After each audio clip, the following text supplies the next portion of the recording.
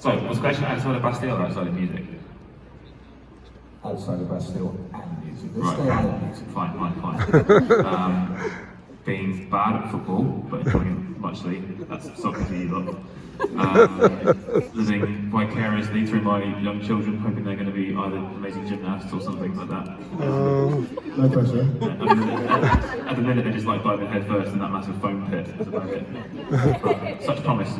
I don't know, really. Yeah, I'm so bad at answering this question. I guess I'm just like really nerdy, so I love reading and listening to podcasts and reading books and getting drunk with my friends. I like travelling as well. Like, I love going backpacking, staying in hostels and I don't know, climbing up mountains and stuff. And riding my bike and trying not to get run over. There are no pursuits. I guess like doing music though is like it's really fun as a job, so it's not like a chore to come and do this. During the lockdowns, I found that I was like every night just working on tunes, but like I used to back when we had jobs and stuff before. So I guess kind of nice that it's still a go-to escape thing. And we've got like a little studio set up backstage, so we're kind of always working on music. It's nerdy as fuck, but also going to gigs as well. I missed going to gigs so much.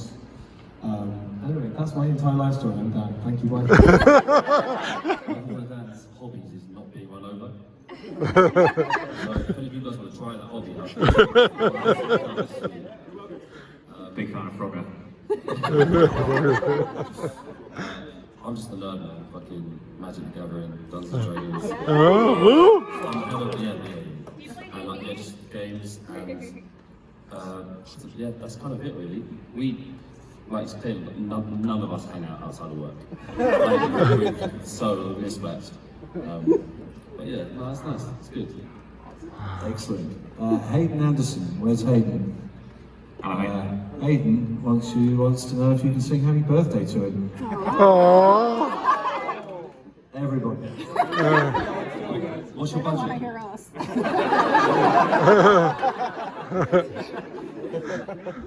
What, a big group happy birthday? What are you saying? Yeah. Happy birthday to you. Happy birthday to you. Happy birthday, dear Hayden.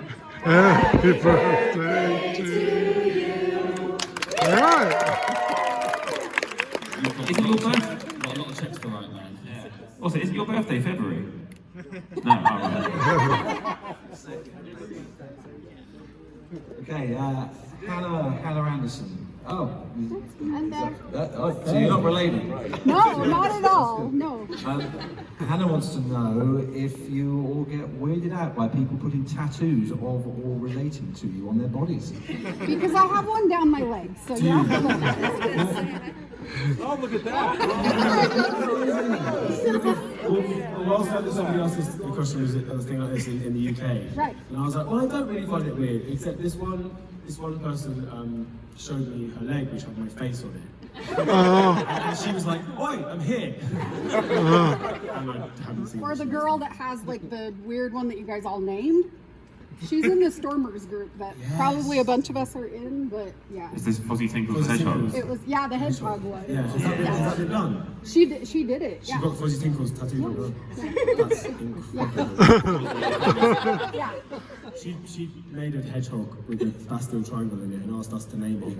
And a bunch of us gave suggestions, and she picked her favourite, which was Fuzzy Tinkles, which is entirely unrelated to anything to do with Bastille. But it's just really incredible that exists. You know, it's like massively flattering. There's a guy, I think it's before he even got a record deal, in the Philippines, got like a full back tattoo. I mean, You really took a punt. yeah, showed a lot of faith in that. No, it's amazing. It's amazing. No one's ever got a tattoo of me, but a girl once drawing of my face on a small boy. And it was really weird. Because I never had it. I took this photo and she just drawn me on his stomach. I'm going to be murdered in my sleep. Will you draw me a tattoo and I'll put it on?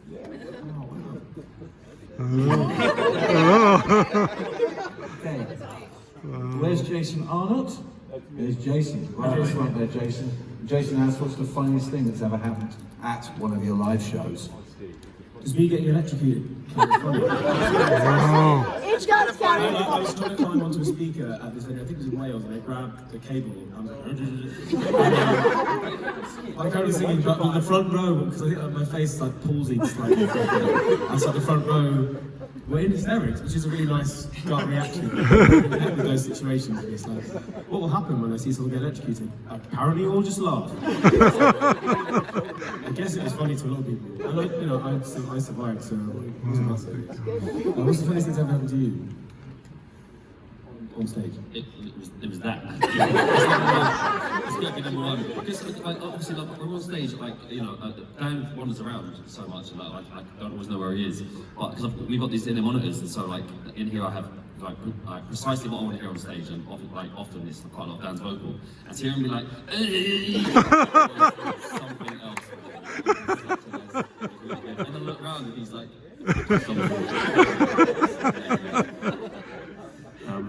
Combination of funny / just borderline unprofessional for me was, this is quite deep into the Bad Blood tour, so we've been doing it for like 2 or 3 years. I think we're maybe in Brazil, and we start playing Floors, Klaus kicks it off, synth intro, sort of daydreaming. Like, the song sounds weird. No drums. I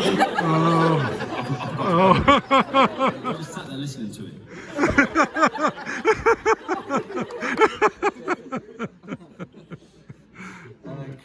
Connor Bartoskiak, is that right? Hey. Connor wants to know, obviously besides Woody, we all know Plymouth, what are your soccer clubs? Football clubs, yes.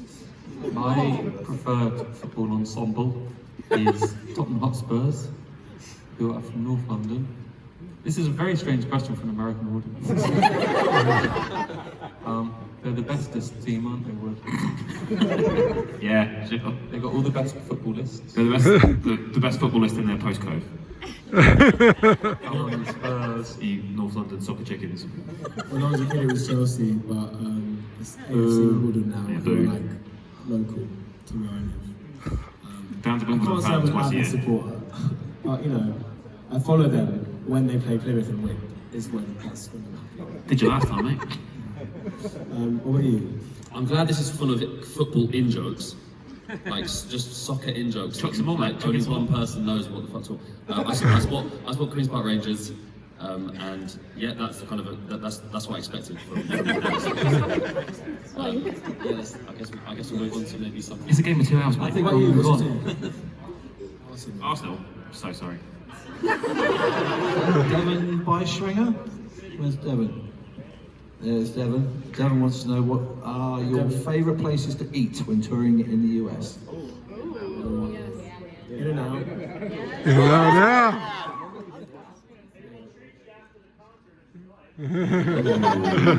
Double animal style with extra chilies. Yeah. We're a hungry bunch, I warn you. Voodoo donuts. Yeah. I don't know, I think I love Mexican food, and in the UK our Mexican food is terrible. So like food trucks here, in like, I think also there's like Dave Chang's restaurants like Mama Funky and stuff, they're really great. There's just food in America, just find the right spots, there's so much. There's a Cornish pasty company I've just seen on the way, so that's from my part of the world. The last time I had it in Arizona, wasn't great. It was like a borderline declaration of war. It was that bad. And barbecue, of course. Barbecue, yeah. Barbecue. Mexican food and barbecue in the States. My least favourite meal I've ever had in America was when we had fish and chips on Easter Sunday. That's sad. I'm going to bring it real lowbrow. It was the only thing that was open, right? It was. Yeah, we definitely didn't search out. To keep it a bit more lowbrow, because Dan names above restaurants, Top Golf. Top Golf is insane. Yeah. Muscular Americano. Yeah. It's right down the street. Well, on a similar line, Sarah Heberling. Sarah wants to know what your favourite place in the US to visit is, or some place you've always wanted to go but haven't. The Grand Canyon was cool. It's really big. pretty amazing. Yosemite I thought was pretty amazing. We had an amazing day off in Boise, Idaho. We went whitewater rafting, and it was like the very beginning of the season, so we were the only people on the river. That was pretty cool. I've never met a bear. Remember the bear? I thought I wanted to. Yeah. That's the thing to tick. I want to shout at it. Go away.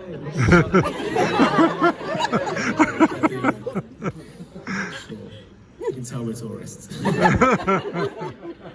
don't know, it's really hard to pick. I think the real privilege of getting to tour is having had the chance to see so much of it. Obviously, it's like the most madly huge, diverse place, and there's some pretty great spots. It's hard to pick. What's your favourite? I've always wanted to go to Yosemite. Oh, it's amazing. Beautiful. It was like Sedona, Arizona. Okay, cool. Okay. That's the question.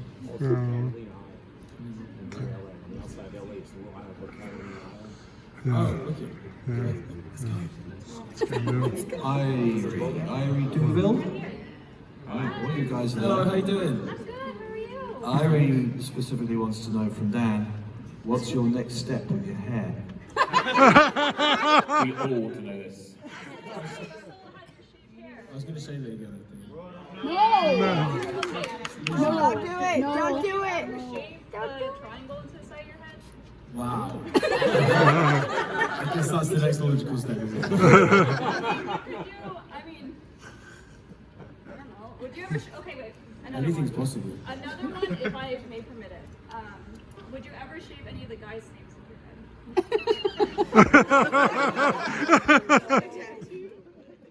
Is that a request? Would you ever? I mean, You can find me someone that's good enough to carve their signatures into mine. What about a face? Face? Yeah, sure. I feel like if I shake my head again, it's just one big canvas for No. all their faces. I mean, I've got undercut, so like I could do it and you wouldn't know. Maybe I've got it right now. Well, any more suggestions, just send them over. Thank you. Well, Tom Seddon, where's Tom? Tom Hey, Tom. Seddon asked, what's the craziest question someone has asked you at one of these Q&As?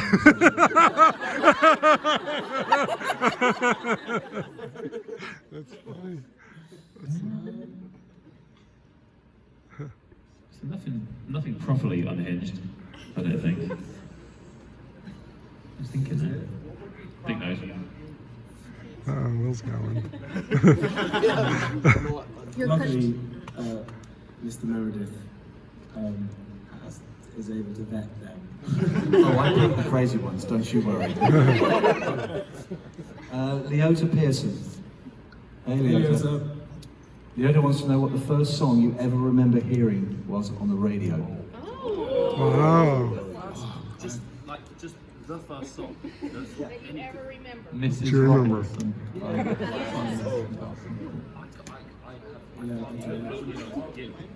Kyle has never heard a song ever.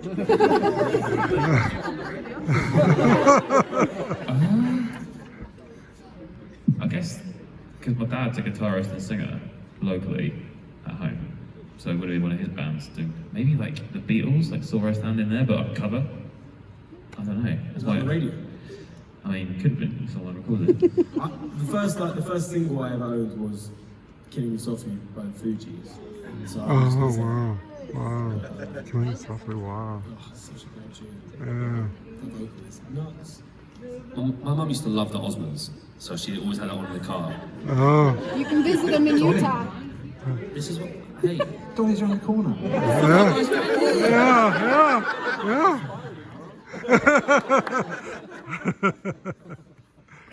Acacia Peoples. Where's Acacia? Hey, she wants to know what your favourite book or book series is. I'm going to go first because mine's going to be not as highbrow as that end. In fact, Ready Player One. Got the shirt.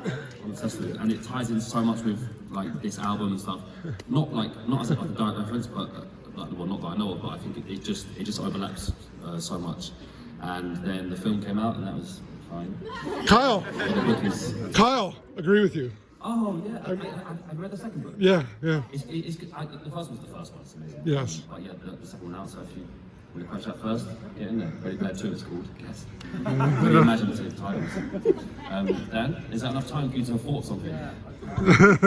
Favourite, but this album was fun because we got to go back to loads of like classic sci-fi, from anything like all the Philip K. Dick stuff to 1984 to The Handmaid's Tale. But there's a book I always recommend called Overstory, The Overstory, that's really amazing by Richard Powers. if you are looking for a recommendation, it's very good. I was just finishing a book called The Killers of the Flower Moon, which is really amazing. It's not fiction, but it's so well. It's like proper page turner, but it's set in the 20s in Oklahoma, and it's a true story. And definitely worth reading if you're looking for something good. And Scorsese just made it into a film, which I think comes out later this year. So if you can't be asked to read, just make it a film. Do you finish it yet? Yes. I'll borrow it then, please. Yeah, of course. Um, I've been banging on about it non-stop to anyone who listens. Yes. Including you guys. Mine is for the children in the audience. Seek it out when you're much, much older, please. Kill Your Friends. It is about a semi-fictional A&R guy in the 90s, fueled by many substances and lots of bad behaviour, but it's very fun. But yes, that's definitely one for the grown-ups. I really love Borges, the Argentinian magical realist. I've been reading him quite a lot recently, and an Italian writer called Italo Calvino, who's similarly sort of fantastical, and a bit of Franz Kafka. And also Harry Potter, obviously. Chivu? Hey, how you doing? Thanks for travelling. I met them outside by the earlier and they said they travelled to come in. Oh, nice. Welcome. Have fun in Vegas. Well, there's two questions here. First one is, and we almost covered it earlier, what's the worst thing that's happened to each bandmate while out on tour? Electrocuted. I also once jumped on upturned broken glass and it went through my foot in the middle of the song. To be fair, you broke said glass onto the floor. It's like, okay, come on, you can't. That was real life. So the glass got its revenge. Yeah, sure. That was pretty bad. You broke your foot, didn't you? Yeah, we were. I'll keep this one short. We did a festival in Poland. It was the first time Charlie Barnes was out with us doing festivals, and we were watching Muse from side of stage. Very excited. He's a big Muse fan. Wow. And Glenn, who was there then, tour manager, asked, "Do you want to come and take the massive balloons that happened during the song Bliss and push them out in the crowd?" I was like, "Yeah." I was about 9 gins deep at this point. And the festival in Poland was in basically a ploughed field. And in the dark, going out. Basically, I think Dick's last words ringing in our ears to Glenn was like, "Make sure you take care of him." And Glenn's like, "Yeah, don't worry." And then 2 minutes later, my foot went into one of these like ploughed furrows. Foot went that way, leg went that way. So me and Dick spent the evening hanging out in Polish A&E, and these guys were at an after party with Muse, making best friends. Oh, wow. Worst day ever.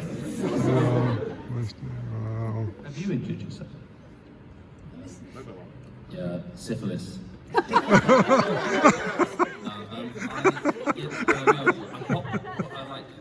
popped my tendon. Was that on the top? Yeah, That was Lisbon, wasn't it? I had that robot arm.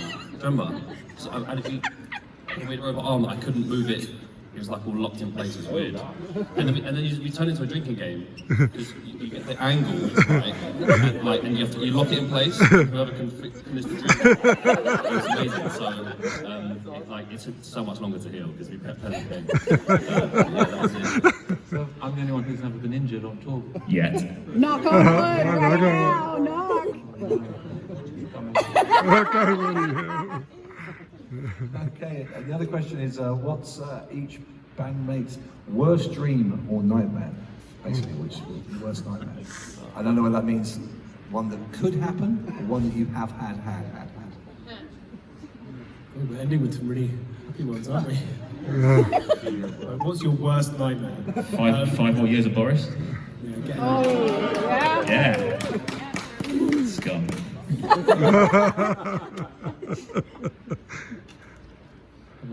I don't really have nightmares. That's good. Good. There's no injuries. Will is sorted. Like, what would be a scary dream? Being stuck in a lift. I'm quite scared of lifts. And earlier I had to get in with all the flight cases and it was like terrifying. But I was with like men, so I didn't want to seem like it was fine. Sweating. You lived your worst nightmare. And then you saw when the lift made a noise earlier. Yeah, you I was freaking out. you were straight for the I was door. going to dive out. Dan had to calm me down. Very calm.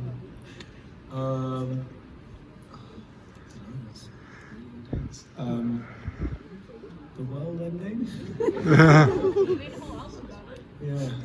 Maybe sooner than it will. Yeah. Okay, well, we've got a couple of minutes left. We'll take a couple of questions, as long as they're happy ones from out there, okay? Yes. I just want to say that my mom loves you so much and you've really impacted her life so much. I'm a. That's amazing. That's awesome. Like, it's very emotional. Oh, thank you. Yeah. Thanks so much for Okay. coming. She's about to graduate. Go on. Hey, could y'all just shout out my wife, Caitlin Ferguson, right now? She I listen to it 24/7. Caitlin Ferguson. Yes. This one right here. Thanks so much for coming, Caitlin. Okay, one question there. Yeah. Okay, I was just wondering, what were your top 3 songs that you guys ever produced on your discography? Our favourite 3, Bastille. Good one. That's really hard. Bad News. Those Nights. Yeah. Thank you. I like Future Holds off the new album. The thing is, when you ask musicians, like they generally always like their things they've just done. Yeah. Most excited by them. And actually, there's a song called Hope for the Future that we play at the end of the show that's not out for like a while, but it's totally different, and I really love it. Yeah. I liked Bike Down, but I think that's the song. Oh yeah, that was great. I'm great. Yeah, great. Still get to play that live. Just in time. Okay, well, thank you very much indeed. We're going to have to clear the stage now. Love you guys. Thanks for coming. Thanks for your continued support. We really do appreciate it. If you'd like to Have a good file afternoon out the in way you Vegas. came safely, we'll see you later for the show. Love you, Dan. Thank you so much.